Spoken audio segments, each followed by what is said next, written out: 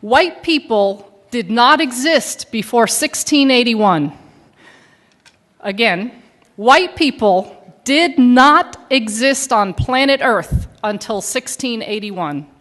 Number two, any claim that this group called white people, any claim that that group is rooted in biology or derived from genes or biology or is innate or is from nature is a lie.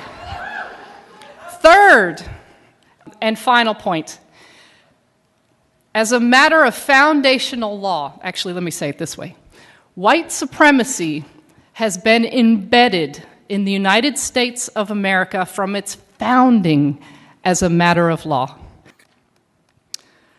This law of 1664, represents, if not the first, certainly the precursor to anti-miscegenation law. These are laws that punished or prohibited marriage between, notice that white people didn't exist yet in 1664, at least as referenced in that law.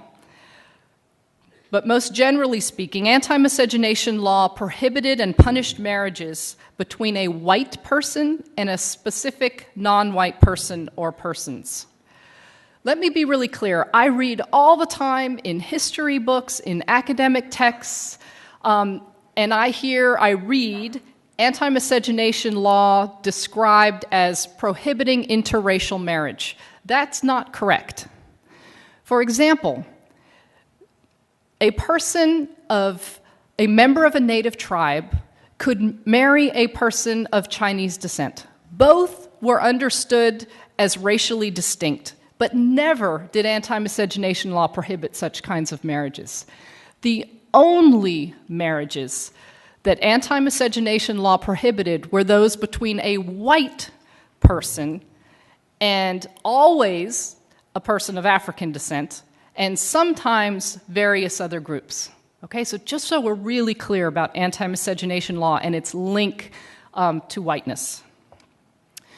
A couple other things to note about anti-miscegenation law. It's not derived from British law. Anytime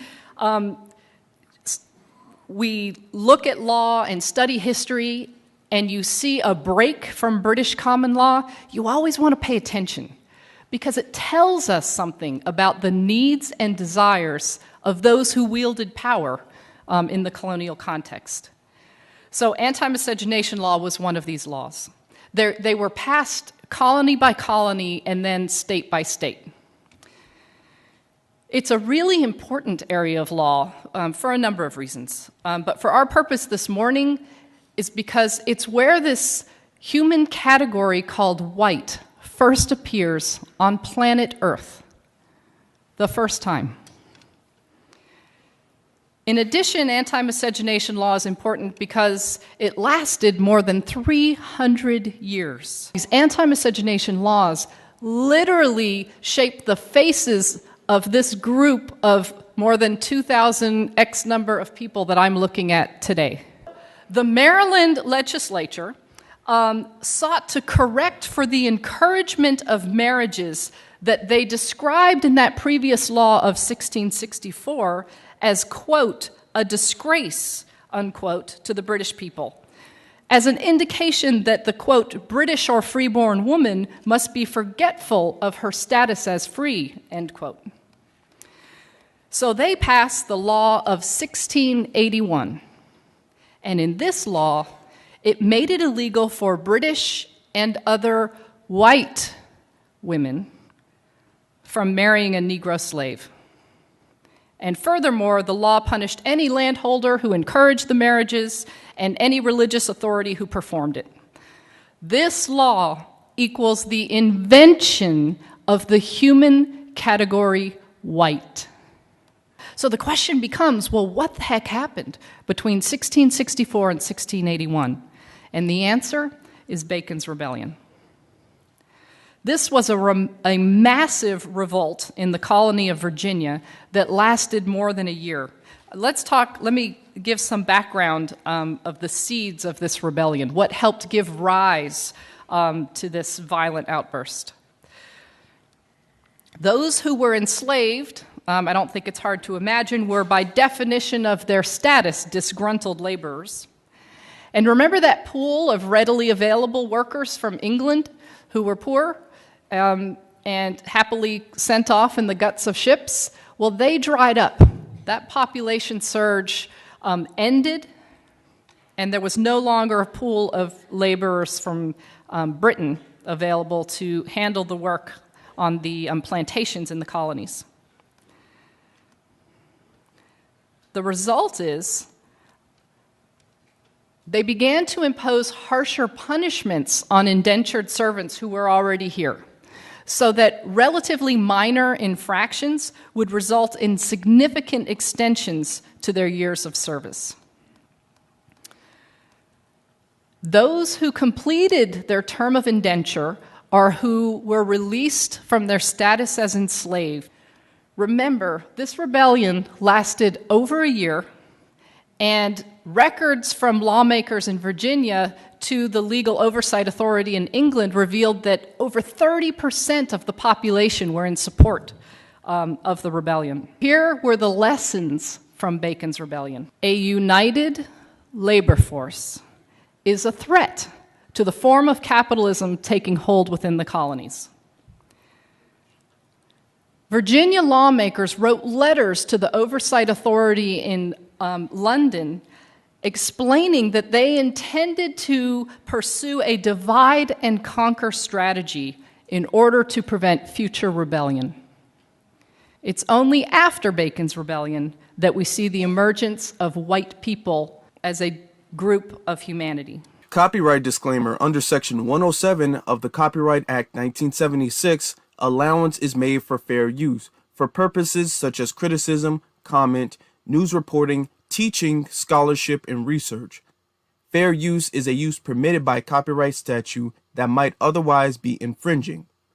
Nonprofit, educational, or personal use tips the balance in favor of fair use. Because that's not what we represent. And that's not who we are, because you said that before about certain people that they get up to seem as though they're representatives for us, for our community. Like all of our heroes, right? We ain't got Martin Luther Kings no more. We ain't got, Malcolm X's no more. Like, who are our modern day heroes today? Who are they building up to be heroes?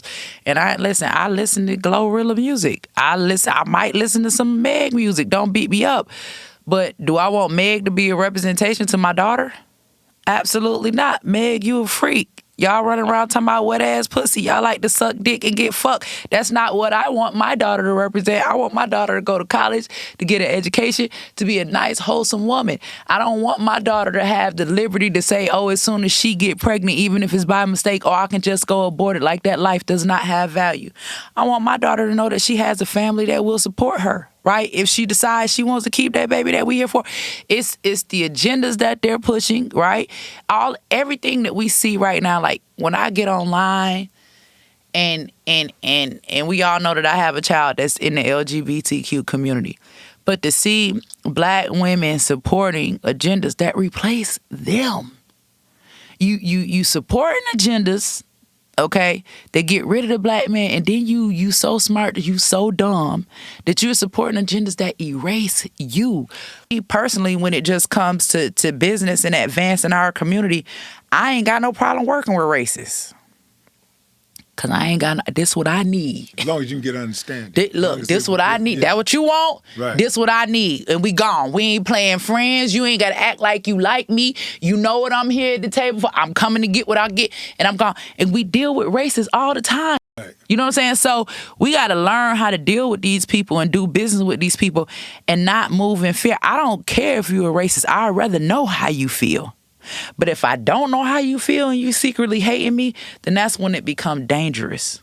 The Proud Boys, the Nazis, all of them people, that's how y'all feel. You got every right to feel that way, because me and my people, we got every right to feel our way.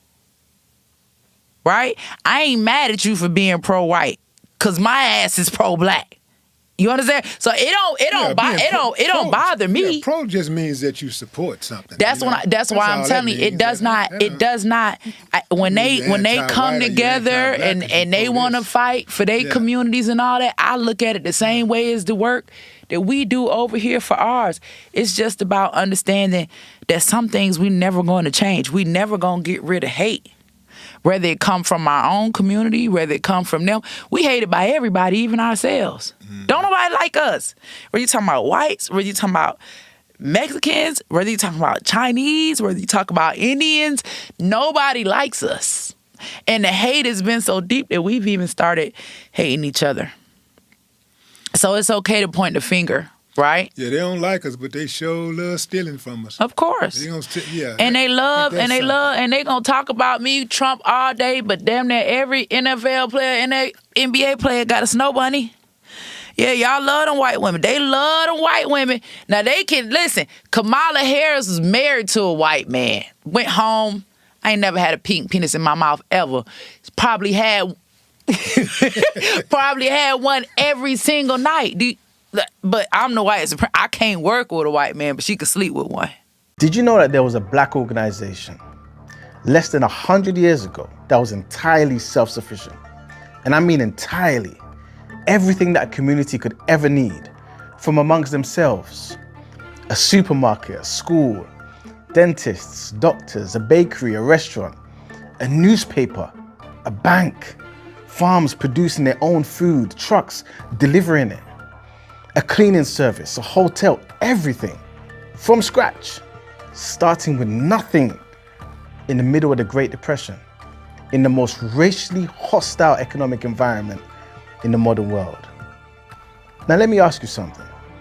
Why do you think you've never heard about this? And what happened to it?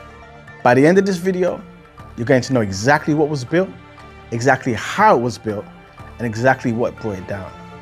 And the lessons it leaves behind is one that this generation especially can't afford to ignore. My name is Emmanuel, and welcome to my channel, Freedom is Capital, where we talk all things wealth, power, and progress. Let's get into it. It's fitting that this story begins on the 4th of July, because what these men and women built was their own declaration of economic independence. The 4th of July means one thing to most people: American Independence Day, fireworks, barbecues, patriotism. But America didn't fight for freedom out of moral principle. They fought because Britain was extracting their wealth through taxation whilst giving them no political voice. No taxation without representation. That was the rally cry. The colonies refused to fund a system that was not built for them. Independence was an economic argument before it was anything else. And on that same day, July 4th, 1930, in the Black Bottom neighborhood of Detroit, a man named Wallace Fard Muhammad appeared and began teaching. What grew from that moment became one of the most extraordinary acts of economic self-determination in modern Black history. But first, let me show you what they were up against. Detroit, 1930, the Great Depression has just begun. Black Americans are pretty much at the very bottom of the American economic structure. Black unemployment in many cities is running at double the rate of white unemployment. Home ownership rates for Black families are dramatically lower than for white families. Banks won't lend to Black people. Redlining means that entire neighborhoods are cut off from mortgages, investments. The system isn't just indifferent to Black economic progress, it's actively hostile to it. This is the starting point. So this isn't a community with resources. This isn't a community with political power. This is a community at the very bottom, excluded from almost every wealth building system that America has to offer. So, on July 4th, 1930, when this man named Wallace Fard Muhammad appeared in Black Bottom, Detroit, he started to begin teaching the Black community something. Now, I want to be clear that the religious aspects of what he taught are not the subject of this video. I don't want us to be derailed here. I want us to focus on what it is that I want to relate to everyone, because this channel is about economics. And as you know, at Freedom is Capital, economics is life and life is economics. And the economic vision that emerged from that moment in Detroit is what we're here to talk about. Now, following Master Fard Muhammad's disappearance in 1934, Elijah Muhammad took over the leadership of the Nation of Islam. And what he built over the next 40 years, from that starting point, during the Great Depression, with a community that had nothing, is what this video is about. Before the businesses, before the farms, before the bank, there was a philosophy. Elijah Muhammad laid out the foundation of his economic thinking in this book, Message to the Black Man in America. And on page 174, he wrote what he called the economic blueprint. 5 principles, 5 points, simple, specific, and actionable. The following blueprint shows the way. Number 1, recognize the necessity for unity and group operation activities. Number 2, pool your resources, physically as well as financially. Number 3, stop wanton criticisms of everything that is Black owned and Black operated. Number 4, keep in mind, jealousy destroys from within. And number 5, observe the operations of the white man. He is successful. He makes no excuses for his failures. He works hard in a collective manner. You do the same. 5 principles written in 1965, and every single one of them applies today. Unity, pooling resources, stopping internal criticism, eliminating jealousy, and studying what successful people do and doing the same. He then gave a practical example directly underneath those 5 points. He said, if there are 6 or 8 people with knowledge and experience of the grocery business, pool your knowledge, open a grocery store and work collectively and harmoniously. This wasn't vague inspiration. This wasn't any of those ambiguous things out there. This was specific instruction. Pool what you know, pool what you have, build together. And then on page 200, he wrote what became one of the defining lines of his economic message. No nation will ever respect us as long as we beg for that which we can do for ourselves. Do for self. That was the principle. Stop waiting for a system designed to exclude you to include you. Build your own. In 1964, Elijah Muhammad published what he called the 3-year economic savings plan in the Muhammad Speaks newspaper, also known as the National Savings Plan. And I want you to hear the words directly from him because no paraphrasing does them any justice. He opened the economic program section of the Message to the Black Man with this. And this is on page 192. I appeal to all Muslims and to all the members of the original Black nation in America to sacrifice at least 5 cents from each day's pay to create an economic savings program to help fight unemployment, abominable housing, hunger, and nakedness of the 22 million Black people here in America who continue to face these problems. He was speaking to his community when he said Muslims, but notice the economic appeal extended far beyond religion. Far beyond religion. He said the original Black nation in America. He was talking to all 22 million Black people in America at the time. The principle he was laying out was not a religious one. This is why I said, let's leave that at the door. It was an economic one. And it applies to every Black person navigating the same economic conditions, regardless of what they believe. The principle was this: we have been spending our money in ways that keep us poor. If we redirected even the smallest fraction of that spending into a collective fund, we could change everything. Again, he was specific. He wasn't vague, very specific, so that everything could be actionable. Look at page 193. Let the entire nation sacrifice for 3 years. Confine ourselves to buy not more than 3 suits of clothes a year, never exceeding $65 in cost. Buy the minimum amount of shoes, never paying over $16 a pair. as long as current prices for the above mentioned merchandise remain the same. Of course, inflation can run prices up until money has no value. We should cut down on wasting high-priced food. Eat pure and wholesome food without being extravagant. Let us cut our extravagances. These sound like extreme sacrifices, but strip away the specific dollar amounts, which were in 1964 prices, by the way. And what is he actually describing? See, he's describing a financial discipline that every serious wealth builder still talks about today. Live below your means, cut unnecessary spending, redirect that money into something that builds. He's describing what we now call budgeting, delayed gratification, conscious consumption. The difference is the destination. He was not telling people to save in a personal savings account. He was telling them to send it to a collective fund, a pool, an economic savings program managed centrally and deployed strategically for the benefit of the whole community. Think of it as the original community investment fund, a cooperative, a trusted collective pot managed with discipline and deployed for communal economic benefit. And he told people exactly what the money was going to be used for.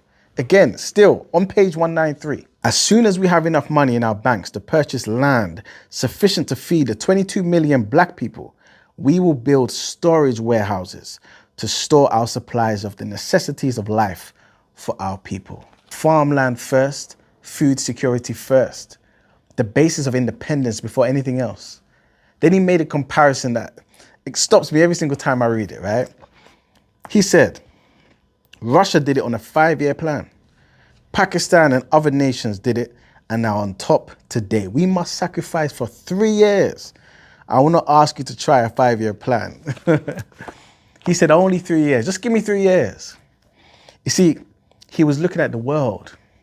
He was watching other nations build economic independence through collective sacrifice and discipline. And he was saying to Black America, we can do the same. 3 years, not forever, just 3 years of discipline can make such a significant difference. Now for the maths. Because a couple pages later, he breaks it down in a way that makes the scale of the opportunity impossible to dismiss. If 5 million black wage earners saved just 5 cents a day, that's 25 cents a week, $13 a year, that would mean $65 million is saved annually. But then he went further. If those same 5 million wage earners saved $47 per year, they could collectively save $235 million a year. And his ambition was even bigger than that, because on page 199, he sets the target. Listen to what he says. We would like to raise at least $500 million in the next 3 years. If all would contribute willingly and honestly, all that they could to this economic plan, we could soon have billions and enough money to have something for ourselves, other than begging at the gate, door, and floor of the white man's business places for that which we, if united, could get for ourselves. $500 million raised collectively by people that were rising from the bottom of the economic American structure, starting from nothing in just 3 years. And 2 pages before that, on page 197, he gave the vision of what self-sufficiency actually looked like in practice. Listen to what he says. It is a disgrace for us to have all this present trouble, standing around begging, quarreling and fighting with slave masters over something that we can do for ourselves if only given a chance. This chance can be had if you go about it in the right way. This is not just history. These words were written in 1965, but read them again in the context of where black wealth is today. The median wealth of black Caribbean families in Britain is 20 pence for every pound of white British wealth. The median net financial wealth of a black African household is 0. The disgrace that Elijah Muhammad was describing, it hasn't ended. It hasn't ended. Only the address, the location has changed.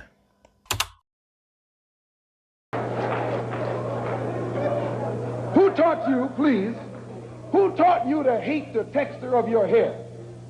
Who taught you to hate the color of your skin to such extent that you bleach to get like the white man? Who taught you to hate the shape of your nose and the shape of your lips? Who taught you to hate yourself from the top of your head to the soles of your feet? Who taught you to hate your own kind? Who taught you to hate the race that you belong to? This brother here, myself, all of us were born with our hair like this, and we just wear it like this because it's natural, because the reason for it, you might say, is like a new awareness among black people that their own natural appearance, physical appearance is beautiful and it's pleasing to them. The women want to please men, and if men accept it as beautiful, then women will do it. Well, I decided to go natural about a week ago. I felt it was a purpose. It was a special purpose. More so a meaning for me to be natural, because I'm involved right now with the Black Panthers. And I think appearance means a lot. Oh, I've been wearing it for about 3 years now, 3 or 4 years. But during that time, like, I went back to the straightening comb. But like wearing my natural, it like shows within me. It gives me more pride within myself. For so many, many years, we were told that only white people were beautiful. Only straight hair, light eyes, light skin was beautiful. And so black women would try everything they could, straighten their hair and lighten their skin to look as much like white women. And the black men would let it be known that they thought white women were beautiful, and they'd say they didn't want any ugly black woman with short hair. This whole thing. But this has changed because black people are aware now that their own appearance is beautiful, they're proud of it, and white people are aware of it too, because white people now want natural wigs. They want wigs like this. Dig it? Isn't it beautiful? All right. All right, so somebody asked me to explain, Tatiana, what do you mean by black women want to be white women? Right now, based off the relationship and the interaction from black women, the mindset and the posture that we think about our men and how we interact with our men is based off what we have seen the white women do. You want a soft girl lifestyle because you've seen white women live softer. Y'all don't want the black woman's experience because the black woman's experience is that you've always had to work hand in hand with the black man. You had never been above him and you have never been below him. You've always been equal to him because we've all had the same struggle. We were all in the field together. We've all had to participate within our culture because black men cannot do it by themselves. They are not subhuman. They need help. They need support. A lot of black women do not behave like black women. They talk like white women. They feel like a black man should be able to give them everything that the white women are getting, but the black man is not having the same experience as the white man. The black man is not growing up with the same resources. A lot of black women feel like black men are bums or they're not good enough if they cannot give you a certain type of lifestyle. I don't want to deal with no broke black man. Why? What type of standard are you living upon? Where did you learn that standard from? Who gave you that standard? And it was not true black women. Black women have never served money more than we served our community and our men and our children. Literally. How black women interact with each other, how you disrespect each other. NDIRE, prime example. Y'all are black women got up here disrespecting that woman because she does not dress half naked, because she does not want to behave like a prostitute, because she don't believe in plastic surgery. Black women were getting up here disrespecting a black queen because she does not want to assimilate with the whole culture that was cultivated by the white entertainment industry. Literally. Okay. Even the conversation, when it comes to the 50-50 conversation, that is a white woman's conversation because white women had to fight for equality with their men because their men did not see them equally. And I have to keep saying this. Black men has always held their women up to a higher standard. We have always been queens to them. The issue is that when black women integrated and got around white women and you've seen their lifestyles, you said, oh, we deserve that too. Oh, I want that. When that has never been our life. That has never been our life. Whenever we had nice shit, it's because we got the nice shit. I helped my man get that. We went and got that shit together. It's not, oh, I just did it by myself or he just did it by himself. Black men have always had a support system to do it. And black women feel like you don't have to support him. You can sit in the house and just wait for him to go and get it. But that's not our experience. The white men have resources to be able to go on their own and get it. The black men don't have that. Black women are looking at the white woman's life and they're comparing us to them and say, oh, I want that lifestyle, when that's not our experience. You want to be a white woman. The soft girl lifestyle that black women are seeking is white women's lifestyles. Most important changes that have taken place in respect to the status of women since you've been in Congress? Well, I think perhaps most important was the one that added sex to the bill of 1964. This bill was drafted really to help Negroes. Now, it wasn't clear. It would have meant that Negro women would have been given rights that were not available to white women. Therefore, we added sex. It is my belief that the drafters had assumed that no women would get any rights. So that I think both white and black women were helped by the bill.